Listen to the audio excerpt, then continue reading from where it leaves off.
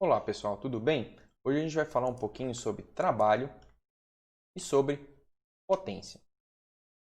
Quando você pensa em trabalho, o que vem na sua cabeça? Imagina que o professor passou uma tarefa para você e você reclama assim: Ah, não, professor, está dando muito trabalho essa tarefa. O que está relacionado ao fato de você achar que uma coisa é muito trabalhosa ou não? Está relacionado com a energia que você vai ter que desprender para realizar determinada tarefa. Em física, isso não é tão diferente. Quando você aplica uma força, qualquer objeto, né? Quando qualquer objeto sofre uma força e a essa força está associado um deslocamento, é a melhor aqui, né? Quando você tem uma força e um deslocamento associado, em física a gente tem a própria definição do que é trabalho. Então, trabalho é uma relação entre a força aplicada em um objeto e o deslocamento desse objeto, devido a essa força ou não, tá? Então, suponha o seguinte, ó, você tem que levantar uma caixa do chão. A tendência da caixa, a menos que você faça força, é ela ficar no chão.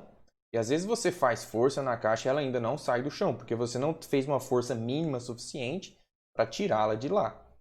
Então, quando você realiza, né, uma força suficiente e essa caixa se levanta do chão, é porque você gastou energia, né?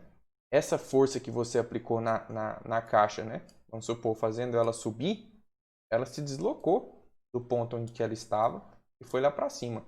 Então a gente pode dizer que existe, né, trabalho associado a essa força.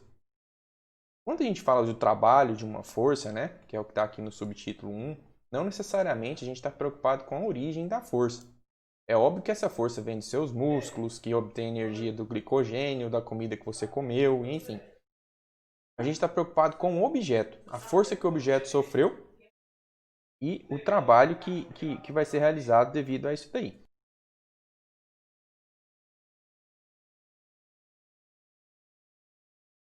Então, imagina o seguinte, né? Que você tenha que erguer um objeto. Imagina que esse objeto aqui, ó, ele tenha duas massas, certo? É um pezinho. A gente tem uma massa do lado esquerdo e uma massa do lado direito. E de repente você tem que erguer um outro objeto que tem quatro massas, duas massas do lado esquerdo, duas massas do lado direito. Quatro massas. É óbvio que erguer duas massas, né? Imagina que elas são todas iguais, essas massas, tá? Então a gente tem duas e tem quatro do lado de cá.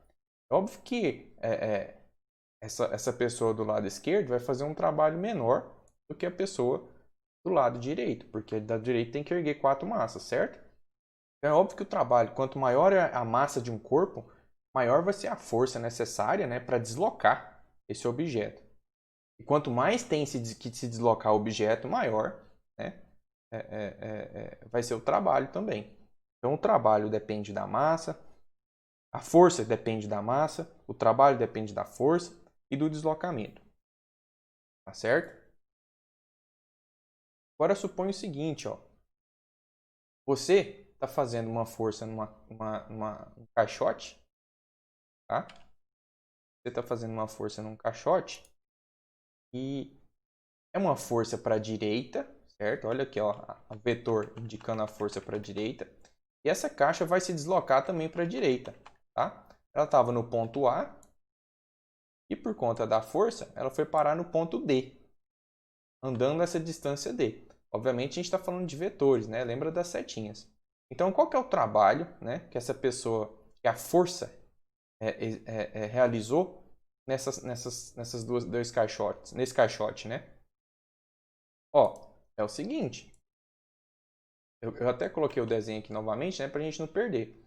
Basta multiplicar o produto da força vezes o deslocamento, essa letrinha aqui, que é um T rebuscado, é uma letra, acho que é um símbolo que representa sempre na física o trabalho, é um T rebuscado. Então, o trabalho, né, para levar esse caixote de A para B, isso que está TAB, é o produto da força vezes a distância. Agora, olha bem para essa expressão aqui, né? Se a gente tem o produto de força vezes distância, qual que é a unidade de medida? Qual que é a unidade de medida de força no sistema internacional? Foi o que o professor Fausto explicou lá nos vídeos, né? força é medida em newtons. Qual que é a unidade de medida de distância no sistema internacional? Lembra que esse colchete aqui em física significa a métrica, a unidade de medida daquilo. A unidade de medida de distância é o metro. Então, o produto de força vezes distância, né? Imagina que você tem uma força de 10 newtons, né? E esse objeto é deslocado por 5 metros. Se a gente usar a fórmula do trabalho, né? Então, o trabalho vai ser o quê? Força vezes distância. 10 vezes 5. Dá quanto? 50 newtons vezes metro. Porque é 10 newtons vezes 5 metros, 50 newtons vezes metros. Então, essa é a unidade de força no sistema internacional. É o newton vezes o metro. Só que para facilitar, né? O newton vezes o metro é chamado de SJ, que vocês já devem ter ouvido falar, que é o joule. Então, 1 newton vezes 1 metro é o mesmo que 1 joule. Então, esse trabalho que a gente calculou ali, que deu 50 newtons, né, vezes metro, é o mesmo que 50 joules. Basta lembrar que joules é o mesmo que newton vezes metro. Tá certo? Só que aqui é um caso muito particular, em que o quê? Olha o deslocamento. Qual que é a direção do deslocamento? É a direção horizontal. O deslocamento ocorre nesse plano em que o mouse está passando. A força também, ela é horizontal, ela acontece nesse plano. O deslocamento vai da esquerda para a direita, esse é o sentido, né? A força é da esquerda para a direita, também é o sentido. E ambos estão nesse plano horizontal. Acontece que nem sempre a força que a gente faz está na direção do deslocamento. Imagina que você amarra uma cordinha, né, nesse caixote e para puxar. Aí você faz uma força, ela não necessariamente está na horizontal, ela está inclinada, tanto que ela faz um ângulo alfa com a horizontal. Então eu preciso saber, o deslocamento dessa caixinha continua sendo o mesmo, vai de A para B na direção que? Horizontal, continua sendo D. Porém a força, né, é uma força que está inclinada, essa força aqui, ó. O trabalho de uma força, né, só existe se a força está na direção do deslocamento. Essa força aqui não está na direção do deslocamento, mas como ela é inclinada, ela é uma composição de uma força que é horizontal e de uma força que é vertical. Por isso que a gente chamou de Fx e aqui Fy. Então, na verdade, o trabalho realizado por essa força é só a força que está na direção do deslocamento. Então, se o deslocamento é horizontal, só a força, a componente da força horizontal que está realizando o trabalho, tá certo? Essa outra componente vertical, você pode pensar, o caixote não está subindo, então não tem trabalho nessa direção. O trabalho é sempre na direção horizontal, porque o deslocamento é horizontal e a força responsável por esse deslocamento é quem? É a força horizontal, por isso chama de x. Então a gente tem que decompor. É como se você pegasse uma lanterninha, imagina uma lanterna aqui,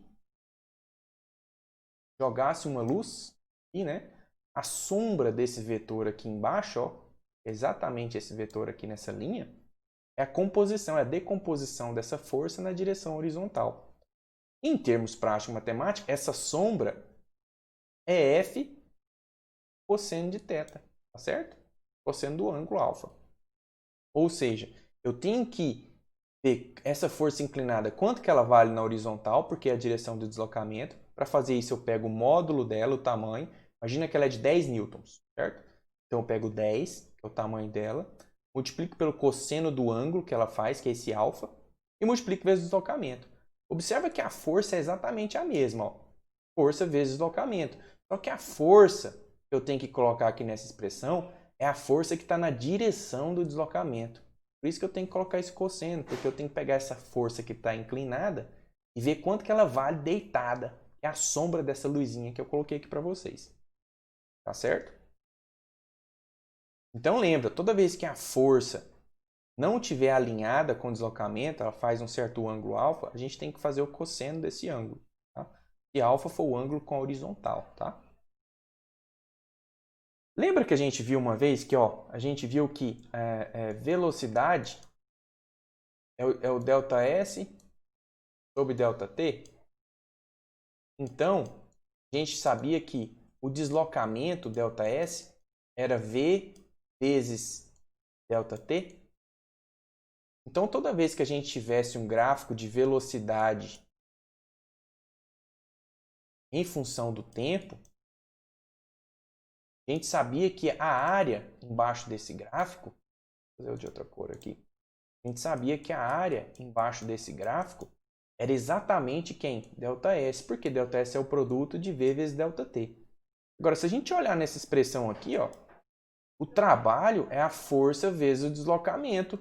Então, toda vez que eu tiver um gráfico de força em função do deslocamento, vale a mesma ideia. Se eu tiver um gráfico de força em função do deslocamento, né, que é esse gráfico vermelhinho, então essa área amarela aqui é exatamente o trabalho. Ela é equivalente, né, numericamente ao trabalho realizado. Então, lembra sempre, né? Tem um gráfico de força em função do deslocamento, a área embaixo do gráfico é exatamente o trabalho realizado, beleza?